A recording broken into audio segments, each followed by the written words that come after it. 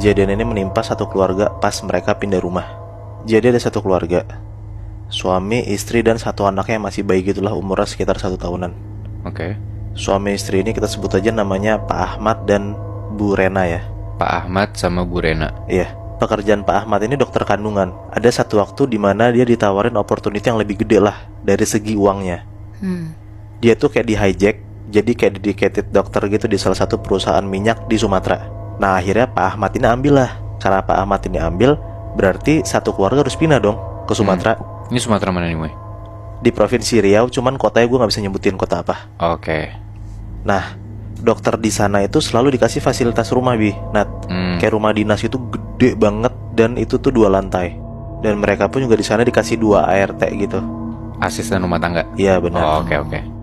Pak Ahmad tuh sering banget kayak pulang malam ninggalin Bu Rena sama bayinya dan 2 ART-nya karena ada kayak satu pasien tuh yang harus dikasih perawatan intensif gitu, Bi. Nat, Pak Ahmad tuh pasang CCTV di rumahnya. Biar kalau misalnya ada apa-apa bisa kepantau lah dari CCTV kan. Akhirnya Pak Ahmad tuh nemu lah waktu liburnya. Nah pas di weekend ini Pak Ahmad tuh mutusin ngajak Bu Rena, bayinya, dan satu ART-nya buat liburan. Nah satu ART-nya diajak liburan, berarti satu lagi tinggal di rumah dong, buat ngejaga rumah. Karena gak mungkin rumah ditinggal sendiri kan, kosong kan. Nah Pak Ahmad sekeluarga tuh liburan 2 hari semalam. Nah pas di hari kedua mereka pulang, Pak Ahmad tuh ngelakson lah, kayak di depan pintu kayak tintin gitu. Tapi gak ada yang nyaut sama sekali, gak dibukain sama ART yang ada di rumah ini. Akhirnya mereka buka pagar sendiri, mereka turunlah dari mobil. Dan pas mereka masuk rumah, mereka tuh bener-bener kaget banget, Bi, Nat. Karena mereka ngeliat kalau misalnya di ruang tengahnya rumah itu ada pisau itu berlumuran darah banget. Dan di sebelah pisau tuh ada kayak selembar kertas gitu, Bi, Nat. Mereka langsung teriak tuh manggil-manggil ART-nya ini. Kita sebut aja namanya Mbak Nur ya, yang di rumah ini nih. Kayak Mbak Nur, Mbak gitu. Tapi gak ada yang nyaut sama sekali. Nah di ruang tamu yang tadi gue bilang, Bu Rena tuh ternyata lagi bacain kertas yang ada di sebelah pisau itu.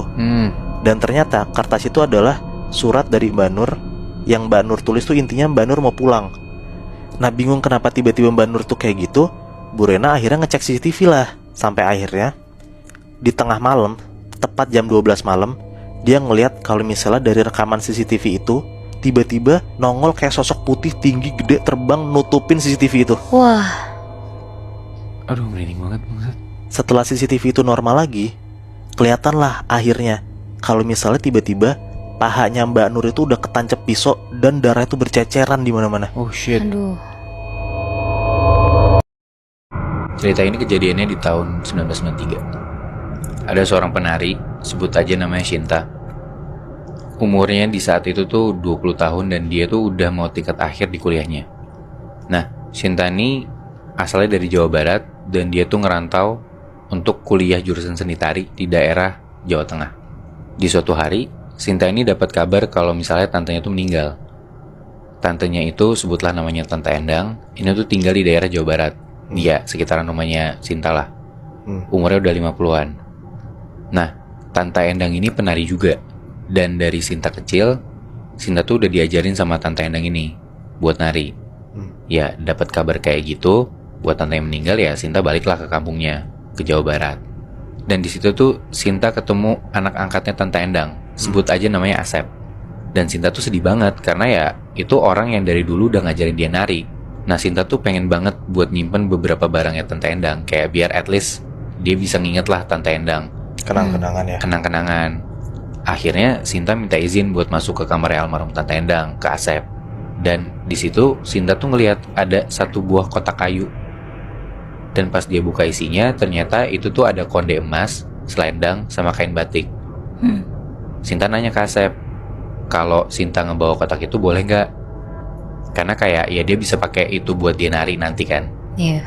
Nah, Asep ini bilang, waktu dia nemuin Tante Endang yang udah meninggal, posisinya tuh Tante Endang lagi meluk kotak ini. Nah, terus Asep bilang lagi, tapi teh, ini jangan bilang siapa-siapa ya. Beberapa hari sebelum ibu meninggal, aku tuh sering nyium bau melati di kamarnya ibu. Terus kalau malam, suka ada bunyi gamelan dari arah kamarnya ibu.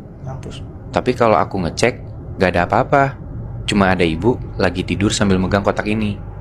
Tuh akhirnya Sinta ambil kotaknya dan dia bawa balik lagi ke daerah Jawa Tengah, ke tempat dia kuliah. Singkat cerita, Sinta sering tuh pakai konde emas, selendang, sama kain batik yang dari kotak itu. Dia mikir kayak biar dia tuh lebih semangat kalau nari dan dia bisa inget terus sama tantenya. Dan barang-barang itu tuh selalu dia pakai untuk bikin tarian tugas akhirnya dia. Karena sebagai mahasiswi yang kuliah jurusan seni tari, ya dia tugas akhirnya tuh penampilan tari gitu loh. Sampai akhirnya di penampilan tugas akhir, Sinta pakai tuh tarian yang dia udah bikin, dan dia juga pakai barang-barang yang diambil dari tantenya itu. Nah, selama Sinta tampil, semua mata penonton tuh tertuju sama Sinta gitu. Kayak terpana, terpesona, kagum gitu sama penampilannya Sinta. Nah tapi, begitu Sinta selesai tampil, Dewi, temannya Sinta, itu tuh langsung nyamperin Sinta dan tiba-tiba sungkem sama Sinta. Aneh banget kan, teman sendiri ngapain sungkem gitu kan? Iya gak sih? Terus Dewi bilang, Sinta, kamu hebat banget. Karir kamu bakal bagus banget sebagai penari. Semoga pilihan kamu tepat ya. Jaga baik-baik barang pusakanya ya, Sin. Beberapa tahun berlalu, bener, Sinta tuh jadi penari hebat. Karirnya sebagai penari tuh bagus, sukses banget lah.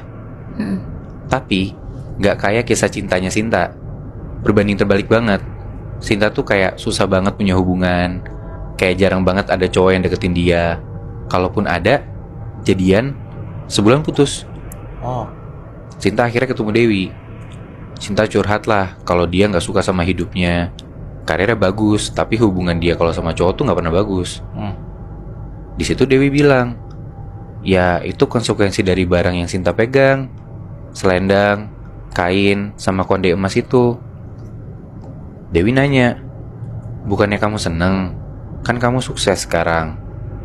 Di situ Sinta cuma bisa diem. Habis itu Dewi bilang, tapi kalau kamu belum puas, ini aku kasih kenalan orang pinter. Kamu bisa datengin dia dan minta solusinya ke sana. Jangan lupa kamu bawa barang-barang pusaka kamu ya. Udah tuh akhirnya Sinta pergi ke orang pinter itu, sebut aja namanya Pak Gani. Sampai di sana, Sinta cerita nih masalahnya dia apa. Terus Pak Gani nanya, emang kamu dapat barang-barang ini dari mana?